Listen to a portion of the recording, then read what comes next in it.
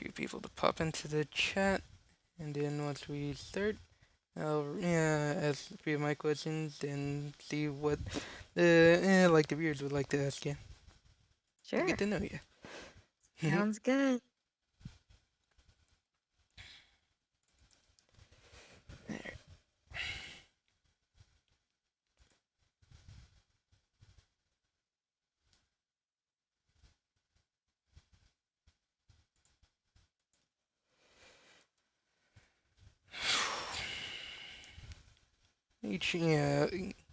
My interviews always start off a bit slow. No uh, worries. I know it takes a while for people to trickle in. yep.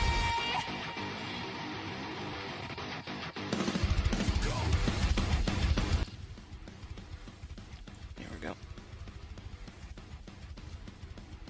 Alright. Since I do see a few people already, I will get started. All right, cool. Let me also change the thing to. Anyways. Hello, guys, and welcome to another Ask the Chaos Protectors Season 3 of 2024. Featuring my special guest today, Ryan Bartley. Hello. Some of you guys may know her as the voice of Sage from Sonic Frontiers. But today, we're just speaking with the person behind the voice. So, my first Yeah. question is, what inspired you to become a voice actor? Ooh, that's such a good question. Well, as a kid, I was obsessed with cartoons. I used to watch so much Rugrats and SpongeBob and Rocket Power, and I was really into Pokemon and the Miyazaki films. And I remember specifically the Miyazaki films really having such a lasting impression on me as a kid. And one night Same. I stayed up and watched Kiki's Delivery Service like over and over again one night while I was working on a class project, and I think that was very formative for me somehow. But yeah, I just always loved cartoons, and I like the freedom that doing voiceover provides in terms of getting to give voices to animals or any person of any sort of age or gender. You know, it's just there's so much freedom. I just love animals, so like one of my dreams was to give voices to cute animals. So I'm glad to have made that a reality. But yeah, I love the freedom that animation provides. You can go to outer space, you can go to any world. There's so many magical characters and colors and themes, and it was just fascinating to me. And the idea of getting to play in a world like that as an adult or a job was like just always seemed so amazing to me. And I was doing a lot of theater as a kid, and I grew up doing plays, and I was doing on-camera acting and stuff like that. So for me, moving into voiceover happened pretty organically. I think I've had an agent since I was a kid, and I think the first time I really ever started doing any type of voiceover was just like radio commercials. My agent just started sending me radio commercial auditions, and I was represented for on-camera work at the time. But sometimes they have kids in radio commercials or whatever. So yeah, I kind of fell into it pretty organically. As a kid, I also worked for Radio Disney. At least I think they still do. I don't know if they still do, but at the time they used real kids to do their on-air promos, like Radio Disney, we're all ears. Like their Oh little yeah, I remember that. shout out. Yeah. So Yeah. that's kind of how I started. Those were some of my first voiceover gigs. But of Oh. course, I really wanted to create characters and do cartoons and anime and video games and stuff like that. And it took a really, really long time for me to get established in that world. And I had to train really hard and take a lot of classes and just keep trying and just keep auditioning over and over again and believing in myself and going for it. It took a lot longer than I ever could have dreamed, really, to get like started for real in the animation world. At least it's very, very hard to break into, but yeah, with a little bit of luck and a lot of hard work, I was finally able to start working in the voiceover world regularly. And thank goodness, I'm so very grateful now. It's my full-time job. And I wouldn't have it any other way. It was worth it. It was worth it. It was a lot of years of struggle, but it was so worth it. And I'm so thankful to be where I am now. And every day I feel is such a blessing. So yeah, that's kind of how it all started. Nice. Ooh, this is a very interesting question. I've actually been wondering this myself. From Queen Okay. 80, they asked, what were your thoughts on stage when you first saw the character? Oh, that's an amazing question because sometimes in video games or or maybe original cartoons as well, or what we call prelay, meaning that Mm-hmm. the audio is laid down before the animation. Yeah. Um, we don't see the characters, so it's not like anime where or any type of dubbing where you see the character as you're doing it, right? It's Yeah. not like that. We did all the lines before I ever saw her visually. I did not know what she was going to look like at all. And the very first time I ever saw what she looked like was the same day that everybody else saw what she looked like. I had seen some clips of the world of Sonic Frontiers before everybody else had in terms of the visual design of like just the space, but I Mm-hmm. had not seen what Sage was going to look like until it was publicly released to everyone. And that day I opened Twitter and it was one of the first things I saw. And it was my friend Austin Lee Matthews. He's another voice actor. Amazing. He has a show called Megaton Girl, I think is his show that he wrote and created. But he's also a voice actor in Final Fantasy and a lot of other things. One of my good friends. We did a show together called Bio and the Beach Buds. That was it was a prelay cartoon, and he was the one that reposted it, and he was like, "This is the new character," or whatever he said, or reposted, and he didn't even know it was me. Of course, nobody knew, but it really meant a lot to me to get to have him kind of be the one like that organically, without him even knowing, he shared this image of the work, the art, the final art, what was the final art of Sage and what she was going to look like. Um, Right. so yeah, that was just really special just because, my friend was involved without even knowing that he like and I told him afterwards, I was like, you were the first person to like share what she was going to look like the first time I ever saw it. It was just a tweet that you retweeted or whatever. And, but yeah, I saw what she was going to look like along with everybody else in the world, when Sega made that public. And it was really cool because it was like, I had kind of dreamed of what she might look like for years. And I don't think it was really that far off from kind of what I imagined, sort of Rei Ayanami vibes. Um, Right. and so yeah, like it was similar to maybe what I had in mind. But I remember before, like leading up to um, that official release, there were people that had like rumored that they found art of Sage or something online, and she had like really long hair. I have no Right. idea where that rumor came from. Like, I never saw a version of her like that. I don't know where. It just makes me wonder looking back because I'm like, where'd they get that? I wonder. Like maybe there was a redesign at some point. Who knows? But I Right. never saw a long hair version of her. But I remember when those rumors were circulating because I was like, oh, interesting. Because I was just as curious as everyone else. Like, what is this character gonna look like? But Yeah. but that's not what she ended up looking like. And I love her design. Her design that that we have right now is so cool. So I feel really lucky to get to play a character that not only has gone over so well with the audience, for her writing and her character and her quirkiness and her heart and stuff like that, but that the fans seem to really just like her visual design, which is so wonderful. Because it's kind of hit or miss with characters sometimes. You never know if people are going to like what they look like, and that can actually have quite a lot to do with the popularity of a character. So I'm so thankful that like the visual design of Sage is so amazing and beautiful, and I love her little pixelated vibes and her hair and her dress and everything. It's so cool, and I love how she flickers blue when she's getting emotional. So yeah, yeah, but to answer your question, the first time I saw her was on Twitter, probably when everybody else saw her, and thank goodness it was one of my personal friends that had retweeted her design and made that moment even more special for me. Nice. Honestly, it's always the first impression when you first see a character that you're voicing that really gets you. Yeah. Alright, here's a question from my friend Emily. They asked, what were your favorite characters you voiced in anime? Ooh.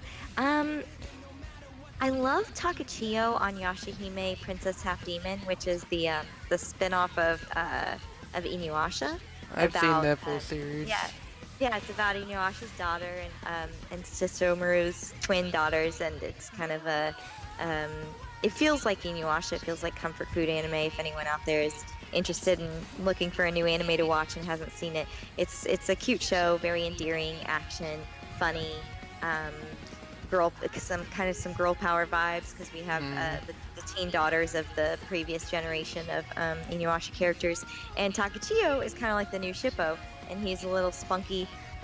He talks like this, and he's just a real cool guy, real fun little dude.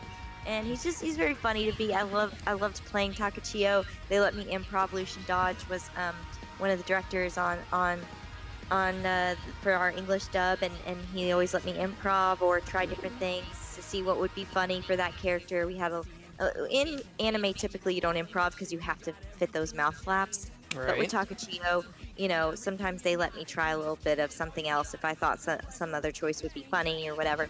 Right. Because he really is kind of the comedic relief of that show. So yeah, so I loved playing Takachio. That's one of my favorites. Rei Ayanami is such a iconic character, and it's not only in animation history, in anime history, and television history. That's such an iconic character that informed the representation of so many characters that came after her of that style, and that was a very complex and artistic experience, stepping into those shoes.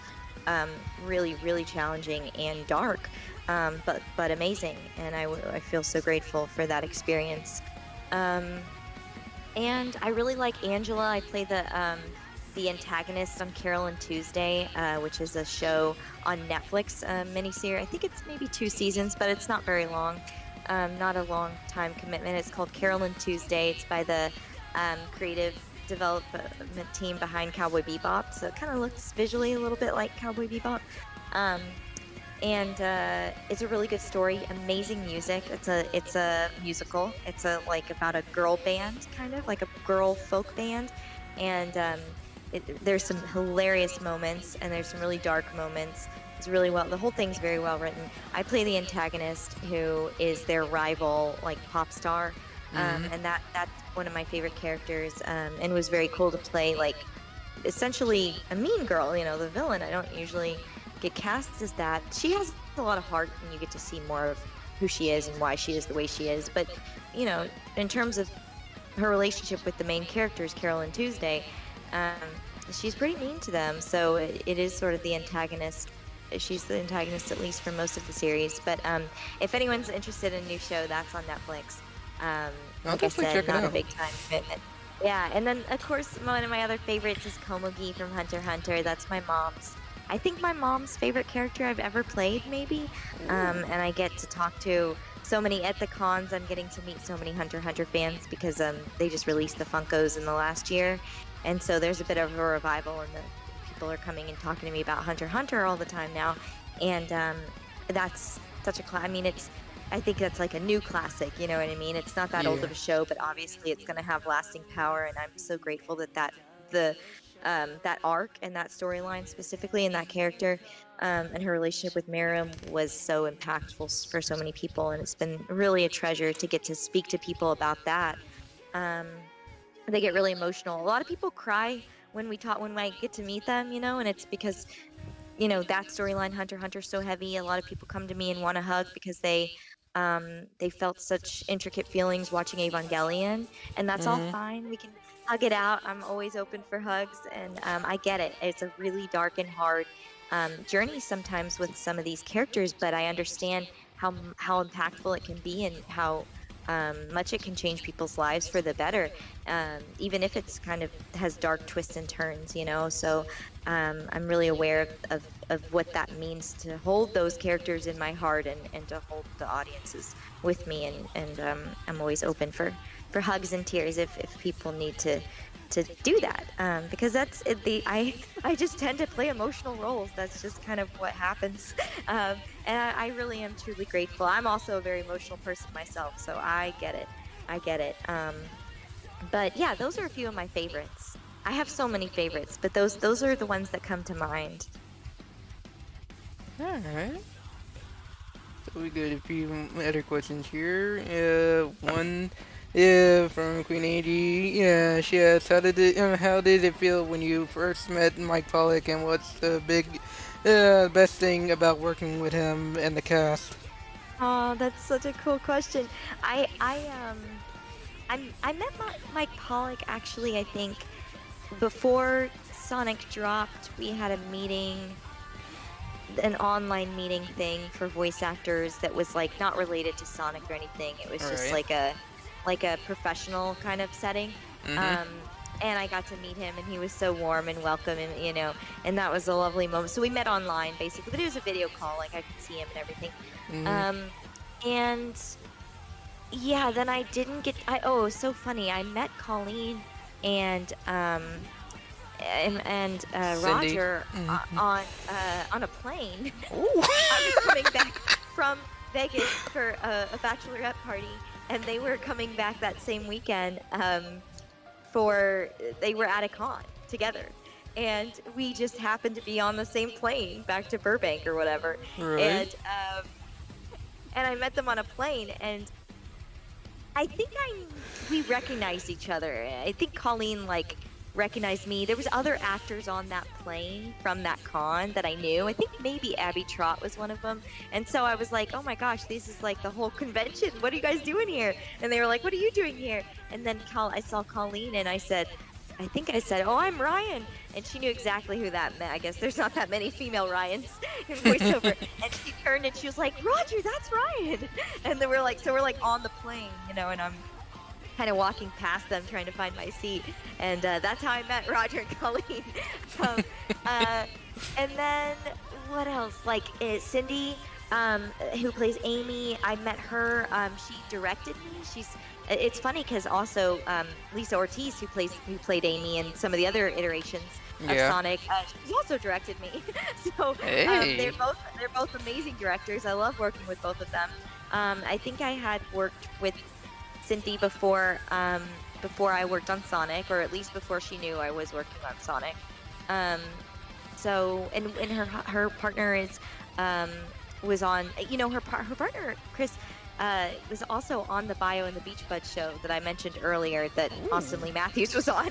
And so all we did like a million episodes together. So I heard, Cindy being talked about through her partner for like a long time, before I met her. Right. So I kind of, because they're both voice actors, so I knew of her before I met her, but I knew she was so very talented, and he was always raving about his lovely partner and everything, of course. So it was so good to get to be directed by her. And then little did I know, getting to be in the same franchise as her later with Sonic was such a dream, because I do look up to these people so much, especially the people that are female directors. You have my heart, because I'm all about the ladies making the decisions. So Right. um, that's how I met Cindy. And then, oh yeah, I think basically it was sort of a slow rollout of how I met all of them. Um, Ironically, Jason Griffith and I are friends because we do loop groups together, which is additional voices in TV and film. And so I've worked with Jason Griffith for like years, and we've become close. And I was so excited to tell him, that I Right. was in the Sonic world. And I remember thinking for like years, like, I can't wait to tell Jason. He's gonna be so excited. Um, and I know him probably better than anyone else in the Sonic family, Mhm. because of the looping world. So that's kind of funny, because he's not even in my version of the Sonic game, But, Right. but we all know each other, and we all get along, and we all intermingle, and we love it when we get to team up and do events together, because it is kind of a pretty close-knit family. And of course, Lisa directed me on Pokemon, and so yeah, all of us know each other, even if we're not in the same iteration of Sonic. Um, we're friends, and we've met at the Sonic events. For the people that I didn't already know, um, and yeah, I think like meeting all of them has been a treat. Um, Even Devin Mack plays Sonic in the Netflix show, I think. Yeah. I think it's Sonic Prime, and he's Yeah. the sweetest guy. He's such a sweet dude, such a good role model. And I met him through, I think Kira Buckland and Casey Mangelo introduced me to him years ago. So that was really special to get to join the Sonic world. I think the same year as he became Sonic as well. Um, and our lives just went that way at the same time, and that was so special for both of us. Even though we're not in the same Sonic universe or realm, but Right. being in the franchise at all has been really special, and just every single person that I've met through the Sonic world, both the cast, the creative team, and the fans. It has been such a treat. Truly, everyone is so. It's just it feels like a family. Going to the Sonic Symphony, you could tell like the vibe is this is Sonic family. This Right. is friendship. This is about love and bonding, and yeah, I feel really lucky to be part of such a community. So yeah. I actually got to meet all three, like three of them, like Ryan, Jason, and Pete back at the Sonic Revolution in person convention last Yeah. year. And Ryan Drummond is so nice too. I remember he followed me on Twitter like as soon as I was announced as part of Sonic, and he didn't even know me. I didn't follow him for. I was just that was so sweet of him. I was like, oh wow, like the Sonic community is really like they're coming forward to like congratulate me and thank me and cheer me on and welcome me to this family. So it really did mean a lot. Truly, like it's just the best community. Every single person. From all the actors and all, like I said, the creators, the cast, like the fans. I mean, truly, like I could go on and on about how thankful I am for each of these Right. people. Yeah. That's it. We all enjoy having you here, and looking forward to Oh, more thank stuff you you. have in store for us. Thank you. No problem. Fingers crossed. Looks like we got a few more minutes to get some more questions here. This is 30 minutes. Let's see. I did see one. Ooh. And then since you brought up Pokemon, since Lisa helped you out with that, from Tailsco they asked, "What is your favorite Pokemon to voice?" Ooh. Well, I am the voice of Alchemy, which is the whipped cream Pokemon. And that Right. was so fun because they're all so different. Yeah. And we did, when I worked on the anime, we did try to make them, the different alchemies, Mhm. sort of sound a little bit different from each other and sort of take on the texture of the voice of whoever they were partnered with, because the episode about alchemy is about like they're having a competition, like a baking competition, and each of Yeah. the main trainers is paired up with an alchemy, and so like Ash's alchemy had like a little bit more scratchiness to the voice versus the character that Jeremy Lee plays or whatever. Hers was a little bit more high pitched and maybe a little prissy of an alchemy, versus this one that works with Opal is more gravelly or whatever. So all the different different alchemies, even though they're basically the same, they're just ever so slightly a little bit different depending on who they're partnered with. And that was so fun to get to come up with different versions of the theme, different versions of theme. And Lisa Ortiz, the director of the dub, was very helpful in guiding me to Nice. create different alchemies.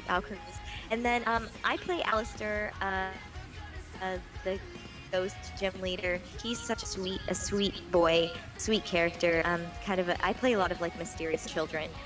So he's another mysterious child. But usually, I mean, I always play these mysterious children, but they're usually not foes. They're usually a good heart. Like they're usually come around and they usually are a friend, not a foe. But same with Alistair. He was so special to me for several reasons, including Casey Mangela, who plays Shinji in the version of Evangelion where I play Rei. Casey had played Alistair previously in, I think, Twilight Wings, which is another Pokemon spinoff. Right. So it was special to get to share a role with Casey, and also because this character is made fun of for his connection to Pokemon, and I was made fun of as a kid for liking Pokemon because it wasn't really cool at the time to be into anime or video games, especially if you were a girl, and so I remember feeling like people didn't think I was cool because of this was a world that I loved, and it was really nice to sort of get to give a voice to someone who had a similar sort of heart to me in that way. And yeah, so I mean, unfortunately I don't play like a ton of Pokemon, so I can't say like which is my favorite Pokemon to voice, because I don't play that many, but I will tell you my favorite Pokemon in general. Not that I don't voice them, but I love Mew, and Nice. I love Poliwhirl, Poliwag, I like Vulpix and Ninetales. Mostly, oh, I love Porygon. I love like cute Pokemon. Um, yeah, I still play Pokemon Go, so Oh, trust me, I still play the not as Pokemon often as I games. used to. Yeah, I don't play it as often as I used to, but I played it a lot over the holidays. Um, and yeah, so I like all Pokemon. There's room for love for them all. They're all so cool and unique. And I'm a trainer at heart. I really am. So, I grew up. This, like I said at the beginning, this was one of my favorite franchises ever. So, there's no Pokemon I don't like, to be honest with you. But I usually say my favorite Pokemon is Mew. Nice. You got room for one more question? Sure, yeah. Alright, let's see. Ooh, alright. From E Innocent, they ask, what's your favorite and least favorite Sonic character? Oh, hmm. I don't know. That's a good question. Least favorite, I don't think I have one. Because I would just feel mean if Fair I enough. if I said no, I don't like that character. But favorite, no, I like Shadow. Um, yeah, I like Amy. Oh, I like Tails. I said Tails. Somebody asked me like if you could voice any other character in the franchise, who would you voice? And I said Tails. Um, Nice. yeah, I love Tails. He's such an adorable, big-hearted little brother type. Alright. And I love the voice that Colleen gives him. I'm so glad they used her in the feature film, the movie, because I feel like nobody else can do that. Um, so yeah, I like Tails. Tails is great, Amy. Um, yeah, like I said, Shadow, I like the design of visually, and he's kind of funny in his own way. So yeah, but I don't know least favorite. I don't want to answer because I would just feel too mean. It's all good, it's all good. Yeah, Is there alright. any other question? Do we have time for one more, or is that Sure, we can do one all? more if you're up Sure, for sure. it. Alright, Yeah, I'll let's try to see. keep it quick. Then we can have. Is there a lot of questions that we didn't get to? Yeah, there was a lot of them on there. Let's Oh see. no. Okay, well I'll do really speed rounds. You can throw a couple more at me, and I'll try and Alright, answer super here's one super from. quick. Here's another one from Queen 80 before she left, and they asked, odd question, but are there any shows, movies, games, etc. that you are a big fan of and wish you could voice in? Ooh, That's well. I would love to be anyone in a Miyazaki movie, and that's like the dream, right? So even like Alright. like a tiny unnamed character, I would die to a chance to be in a Miyazaki film. I really would love to play Harley Quinn someday. Love Ooh. to put my spin on Harley Quinn. That's like a fantasy dream role. Or Cloak and Dagger is another one. If they ever made an animated show, I'd love to try that. Yeah, those are the ones that come to mind. Yeah, Harley Quinn, man, that would be great. But yeah, I'm open to anything. I'm not picky. We actors love to work, and we're looking for any chance we can get to create. So, and besides the fact that I was a massive fan of Pokemon and Hello Kitty were my two biggest like dream things, and I'm in both of those already, so I feel like so very lucky. Um, and anything from here is just gravy. I'm so thankful. Alright. Honestly, I've seen all of the Miyazaki movies except for the latest one that they released. I definitely gotta see that new one. Yeah, I haven't seen it yet either. There's a Alright. couple I haven't seen, but Yeah.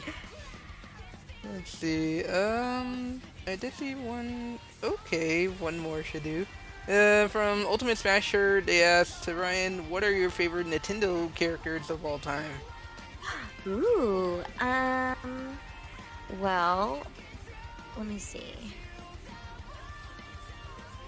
I mean, I play like on Smash. I play as Kirby, and I also Ooh, just bought a Kirby plushie over the holidays.